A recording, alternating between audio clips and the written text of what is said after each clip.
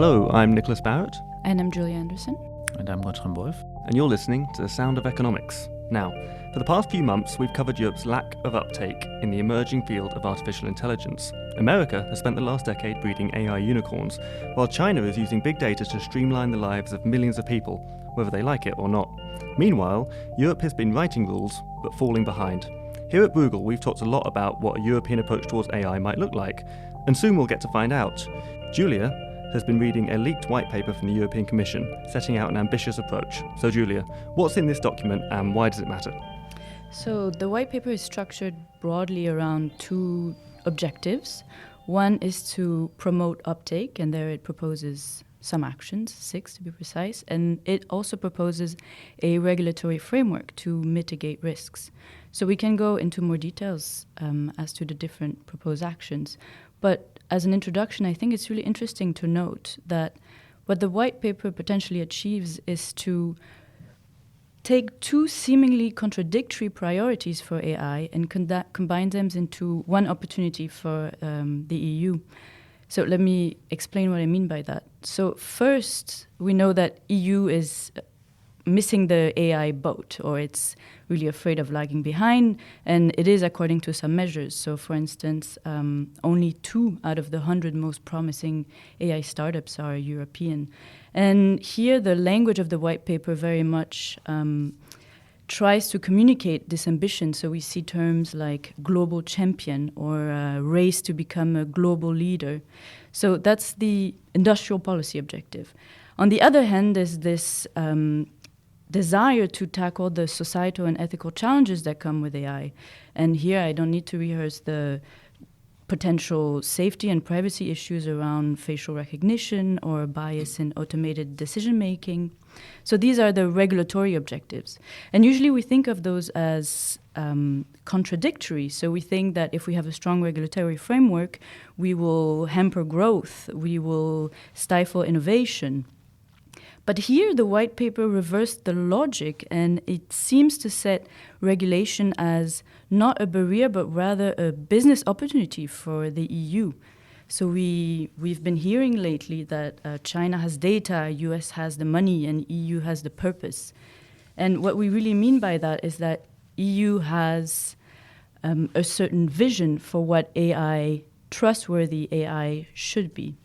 So what it looks like is that the regulatory framework is an opportunity to offer a differentiated EU product, one that is trustworthy, and here the EU proposes a EU label in the white paper. And this would increase the demand for AI in the EU, and thus the offering potentially for AI in the EU. And finally, the relationship is also reversed in that by creating a regulated EU AI, we would also address the lack of trust from citizens and the lack of legal certainty from businesses, which is identified as one of the key impediments to uptake in the EU.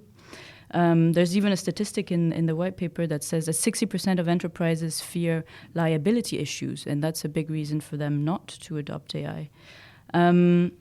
So the trustworthy AI would increase demand for AI, which would potentially increase the business offering in the EU.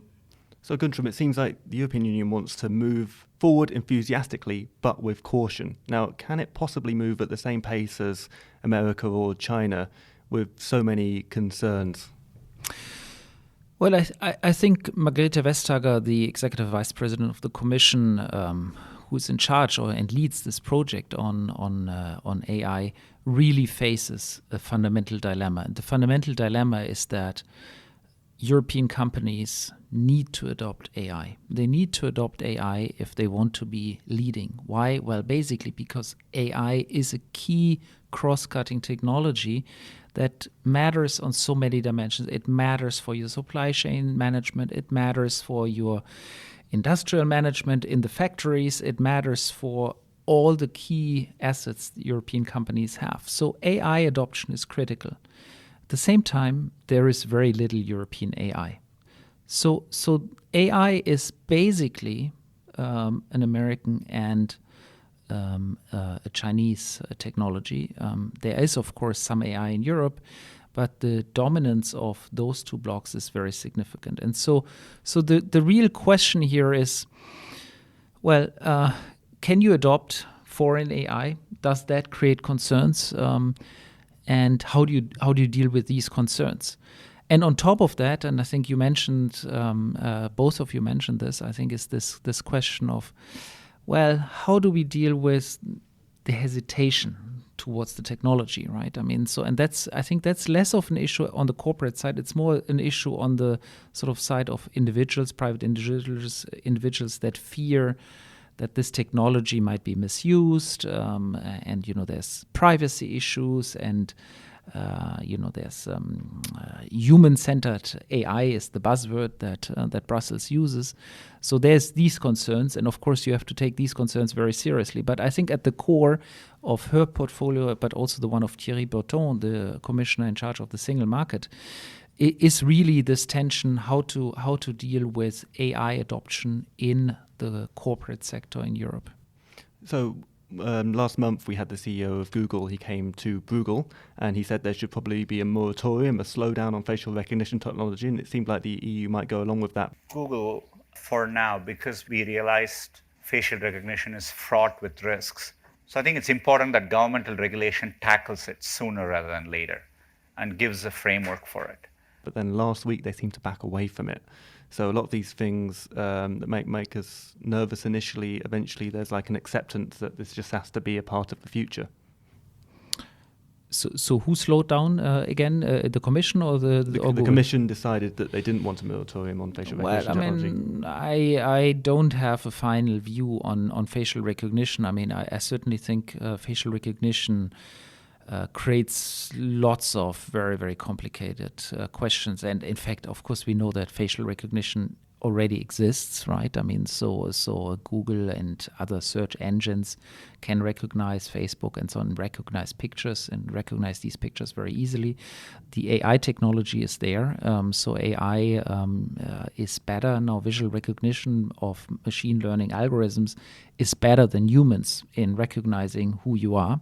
So the technology is there, the data is there, and in a sense, it's just a question of how it will be deployed, and whether you can limit the deployment of that technology. So in the end, perhaps one reason, and I don't know why the Commission is now tracking back. Perhaps one reason is that they fear it's difficult to really backtrack, because any case there will be actors using it, and because the technology is there. I mean, thousands of Europeans are already using facial recognition technology just to unlock their phones. Is it possible that we can't regulate at the speed of innovation, and technology is just running away from us? Well, I think in the end, it's not just regulation. I think we need to think much more in terms of institutions, and a regulation is worthless if there's no institution enforcing it. So I think we need to think about, in case there is a concern, whom do you turn to and who can judge and defend your rights as citizens. So I think regulation should, in a sense, AI regulation should empower the individual, should make sure that liabilities are clear. And the liabilities in the AI space are not fundamentally different from liabilities elsewhere. But then the enforcement of these rights, I think, is the central issue. And it seems to me that we need to think much more carefully about this. And I asked exactly that question to the Google CEO.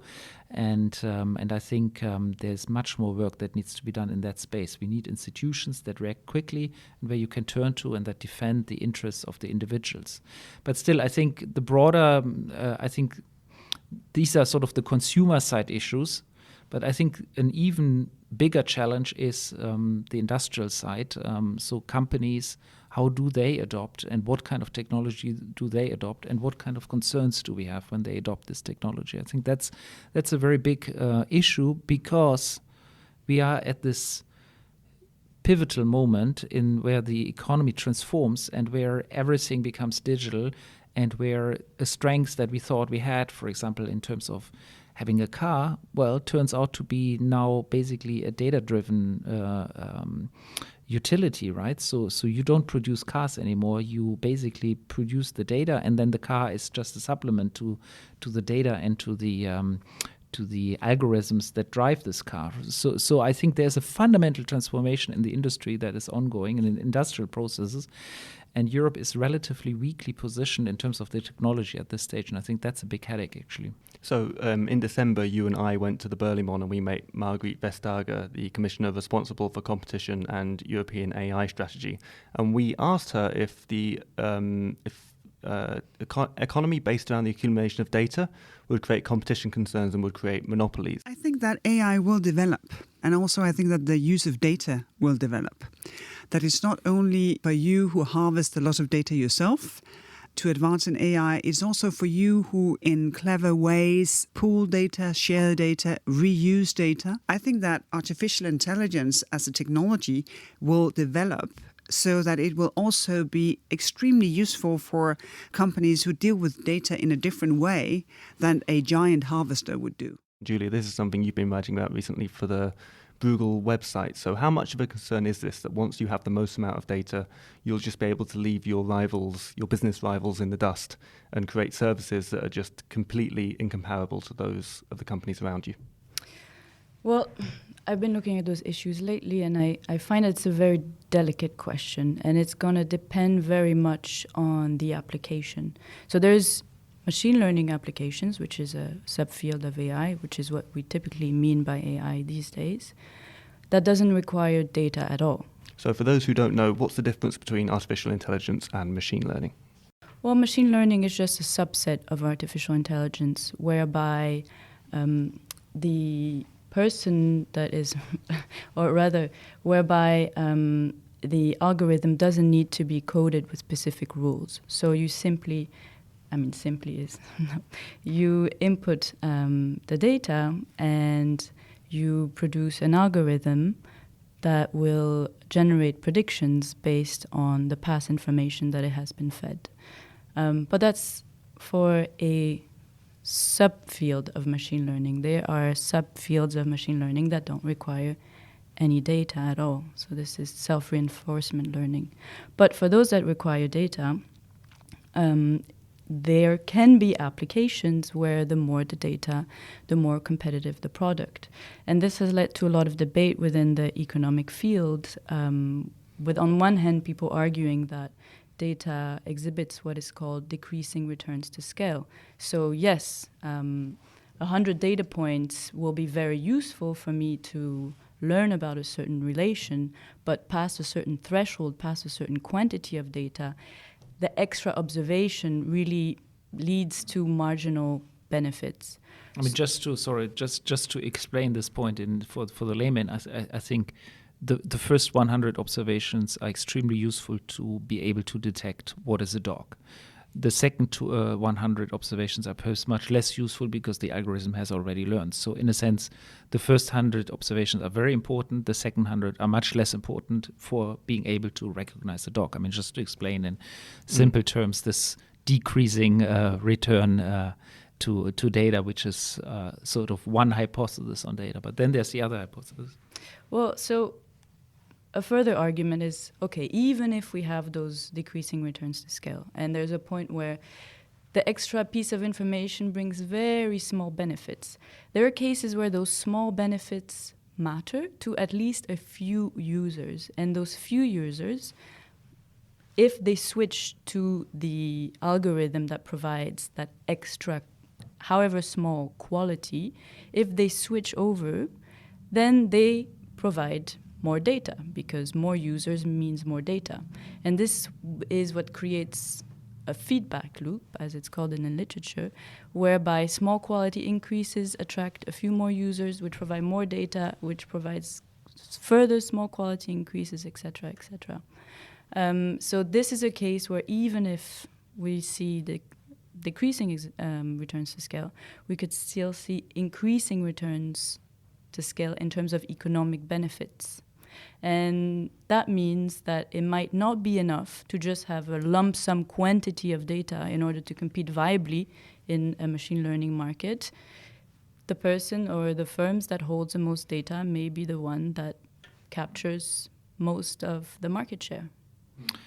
I mean, just to perhaps extend on this, I think this is sort of the core of the question is how important is data, access to data for artificial intelligence, and where should the regulator come in to make sure that the benefits of the data don't just go to one company but really are more equally spread. And there are arguments for and against all of these points. But I think one big discussion is here again, coming back to our industrial data question, who owns the data from industrial processes? Who owns the data, for example, that I generate when I drive a car?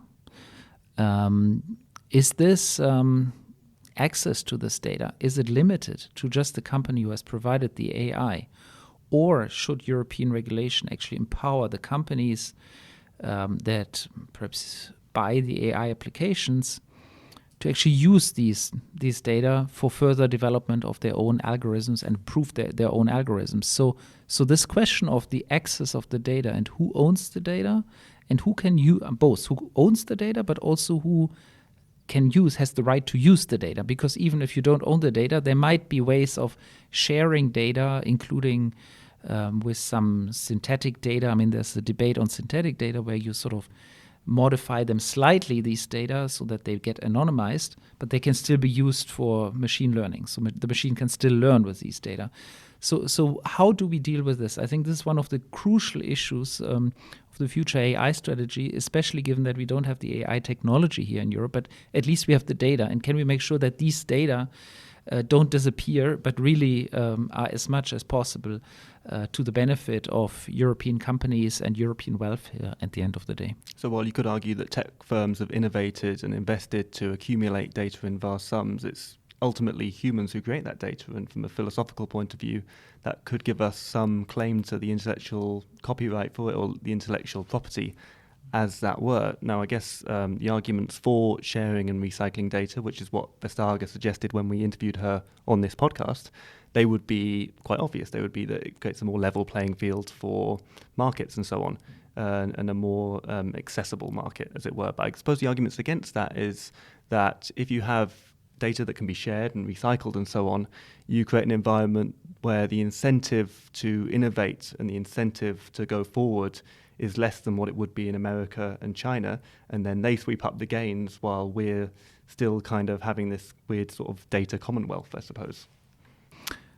Yes, I agree. I think there's important trade-offs, and I think in a sense with our European data protection regulation, we have already created the possibility that consumers take ownership of their own data. So consumers, in theory, can actually empower companies to collect data from all kinds of different sources. I mean, there's an example in the health industry where you could empower a company basically saying, you can have access to all my personal data, no matter whether Google has saved them or your smartwatch producer or somebody else. You combine them all and you create a product for me. So the property of the data, in a sense, is the individual property.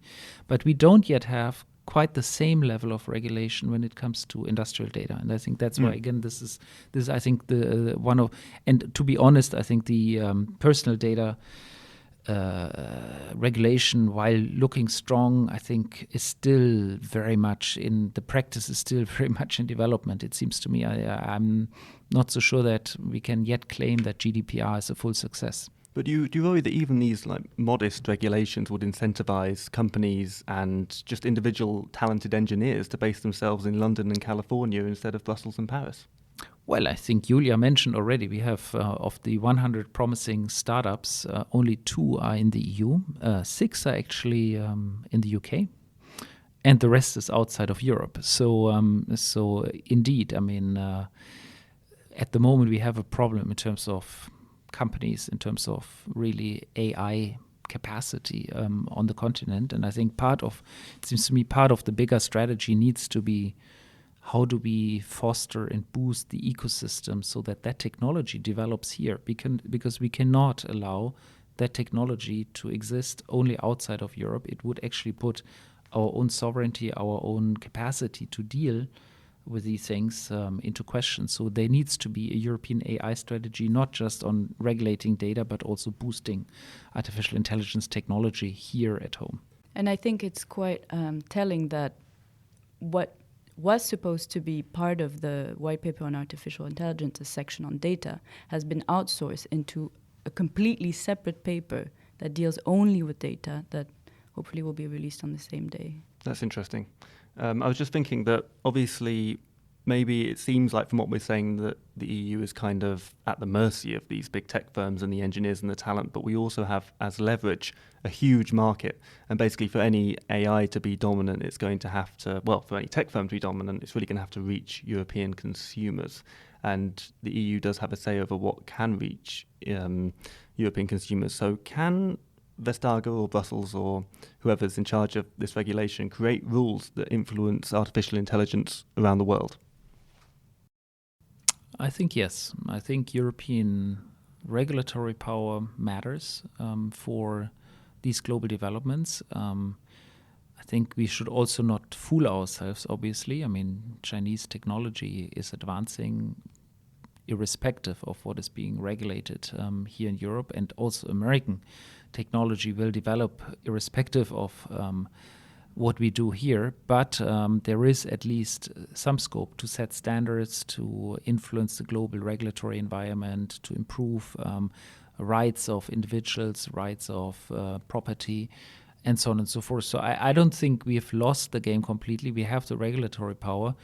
I'm more worried on the sort of entrepreneurial side, the company side.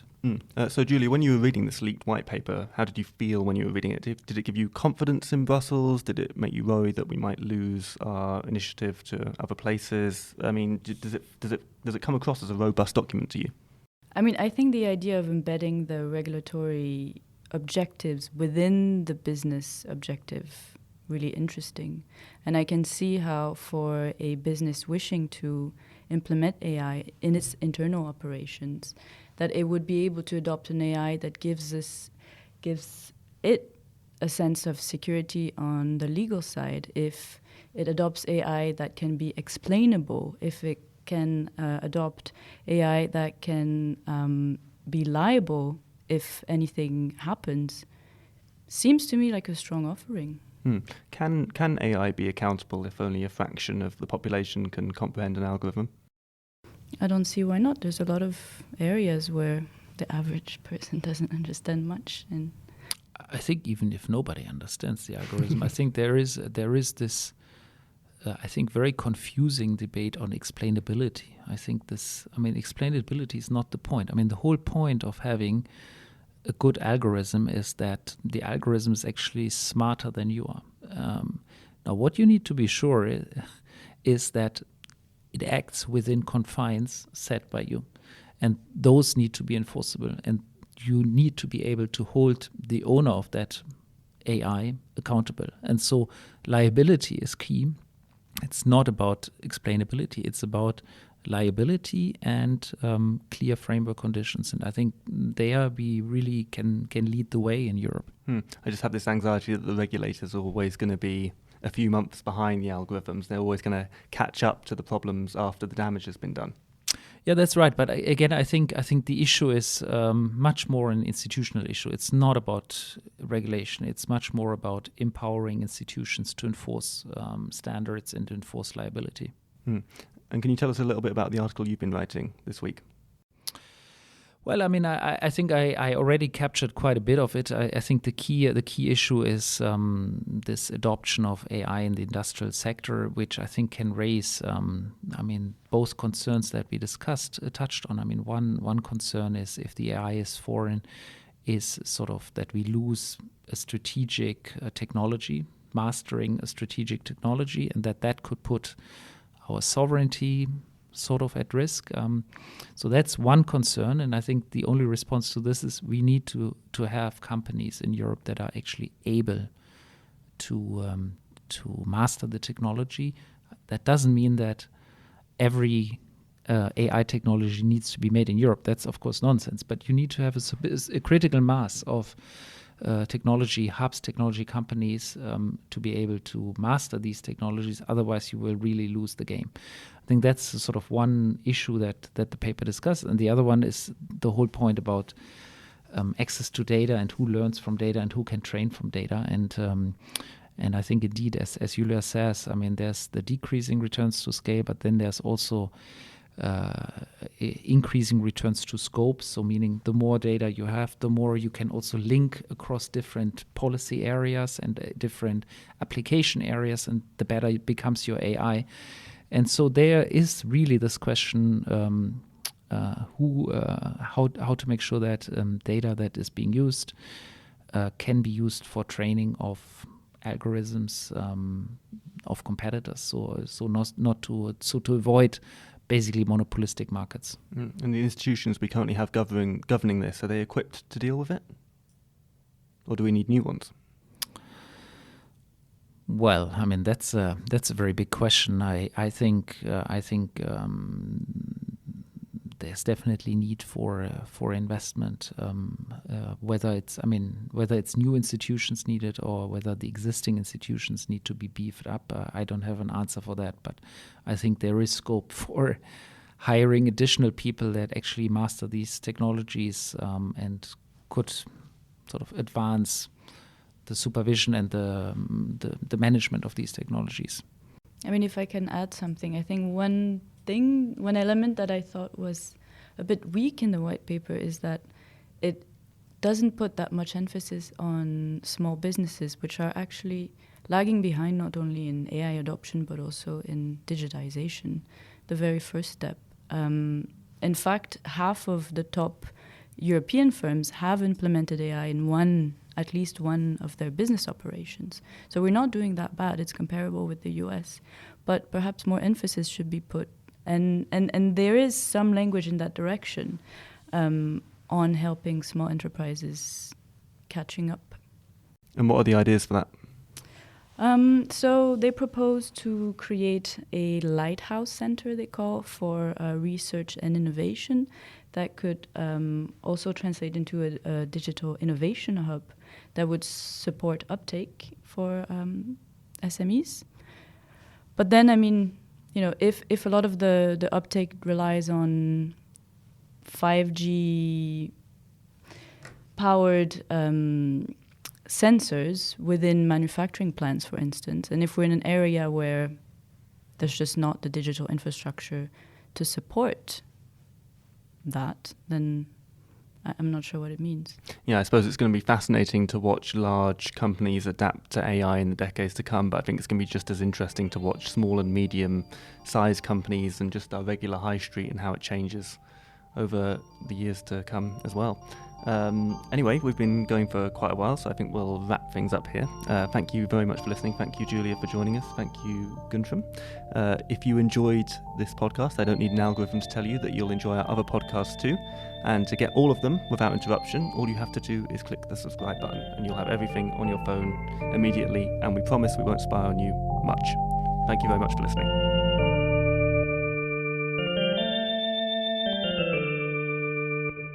Thank you for listening to The Sound of Economics. And some housekeeping. Google is looking for a press and communications officer. Perhaps you can do my job. If you're listening to this podcast, that means you're already interested enough in economics to listen to this podcast, which means you may be halfway there. So if you've worked in press and communications before and you're interested in economics and a lot of the other work we do, you can find a job listing for the Google Press and Communication Officer's position on LinkedIn or at google.org. This podcast was presented by me, Nicholas Barrett, and edited by Tiago Almeida, and brought to you by the Bruegel think tank in Brussels. To read our papers and blogs, you can visit bruegel.org, and if you enjoyed this podcast, you can subscribe on Spotify and iTunes, where you can also leave us a review and let other people know that we exist. And you can stay up to date with everything we do by following us on Twitter, @Bruegel_org. Thank you very much for listening, and I'll see you next time.